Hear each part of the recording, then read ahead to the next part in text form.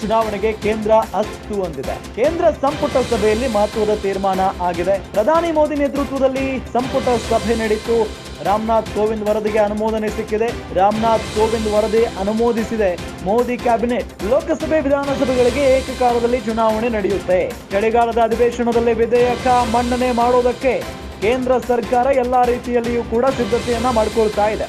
ವಿರೋಧದ ನಡುವೆಯೂ one nation one ಎಲೆಕ್ಷನ್ಗೆ ವಿಪಕ್ಷಗಳು ಭಾರಿ ವಿರೋಧವನ್ನ ವ್ಯಕ್ತಪಡಿಸ್ತಾ ಇದ್ದಾವೆ.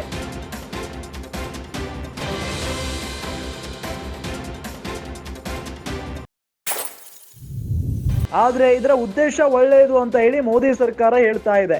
ಅಂದ್ರೆ ಒಂದು ದೇಶದಲ್ಲಿ, ನಮ್ಮ ದೇಶದಲ್ಲಿ ಒಮ್ಮೆ ಲೋಕಸಭಾ ವಿಧಾನಸಭಾ ಎಲೆಕ್ಷನ್ ನಡೆಸಿಬಿಟ್ರೆ ಹಣ ಕೂಡ ಉಳಿಸಬಹುದು ಅನ್ನೋದು ಲೆಕ್ಕಾಚಾರ. ಆದ್ರೆ ಇದಕ್ಕೆ ವಿಪಕ್ಷಗಳು ವಿರೋಧವನ್ನ ವ್ಯಕ್ತಪಡಿಸ್ತಾ ಇದ್ದಾವೆ. ಅದಕ್ಕೆ ಬೇರೆ ಬೇರೆ ಕಾರಣಗಳನ್ನ ವಿಪಕ್ಷಗಳು ನೀಡ್ತಾ ಇರೋದು ನಾವು ಗಮನಿಸ್ತಾನೆ ಇದ್ದೀವಿ.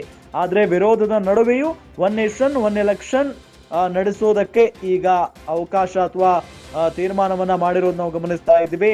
ಕೇಂದ್ರ ಸಂಪುಟ ಸಭೆಯಲ್ಲಿ ಮಹತ್ವದ ತೀರ್ಮಾನ ಆಗಿದೆ. ನೋಡೋಣ ಈಗ ವಿರೋಧ ಪಕ್ಷಗಳು ಯಾವ ರೀತಿಯಾದಂತ ಮಾತುಗಳನ್ನ ಅಥವಾ ಚರ್ಚೆಯನ್ನ ಹುಟ್ಟು ಹಾಕ್ತವೆ ಅಂತ ಹೇಳಿ.